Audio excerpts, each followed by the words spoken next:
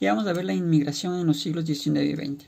Cuando hablamos de inmigración, tomamos por ejemplo que si una persona sale de Rusia, Bielorrusia, esta persona es inmigrante, ¿sí? ¿Por qué?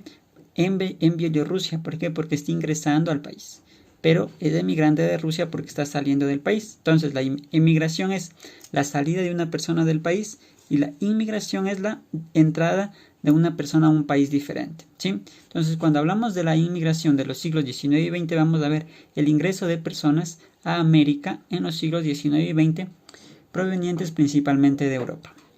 Entonces, vemos que el ingreso mayoritario en América de personas se da en las décadas de 1780 y 1790. ¿Por qué se da esto? Porque aquí en América había la posibilidad de conseguir empleo y habían sueldos elevados, ¿sí? Aunque parezca un poco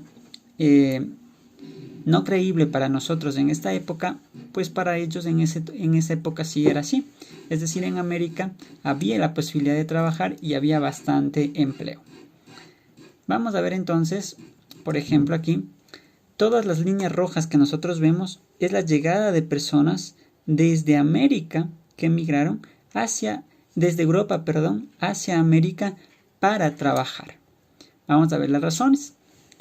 Vamos a ver las condiciones que favorecieron la inmigración y el impacto que ésta tuvo.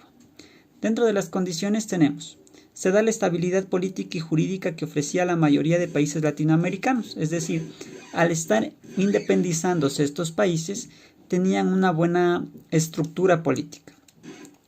Las empresas europeas luego de la posguerra invirtieron en América Latina. Al invertir en América Latina, obviamente se crea la mano de obra. Necesitaban mano de obra.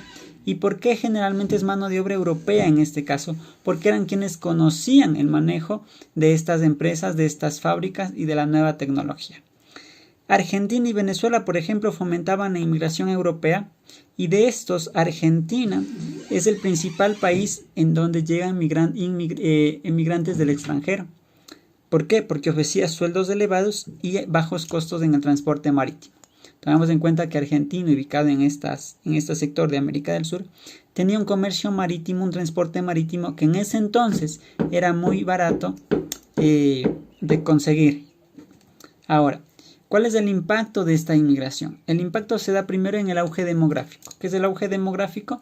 Nosotros sabemos que si se da la entrada de personas a un país, se da una sobrepoblación. Ese es el auge demográfico o la explosión demográfica. Había demasiada gente en América Latina. Se da el desarrollo de los movimientos obreros latinoamericanos.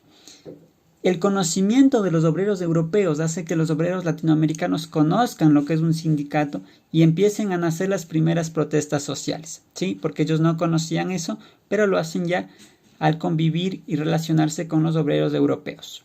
Se da también la apertura comercial y crecimiento económico de los países de América Latina. Se da el sentimiento de invasión de algunos locales. Cuando hablamos de locales no nos referimos a un local comercial, sino a una comunidad que se sentía invadido por los europeos que venían a quitarles el trabajo.